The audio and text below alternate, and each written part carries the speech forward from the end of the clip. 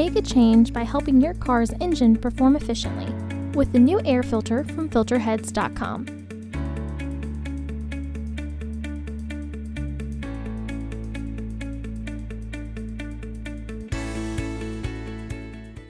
To access the air filter, first open the hood.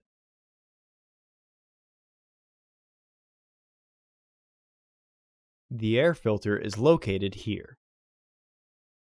Remove the 2 screws using a T25 Torx driver.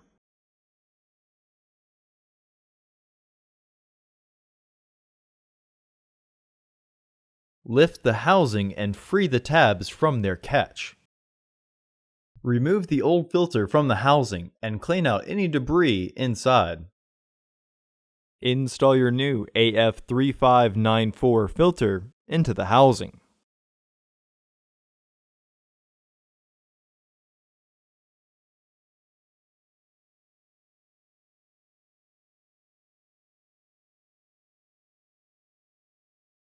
Reinstall the housing by sliding the securing tabs in. Retighten the Torx screws on the housing.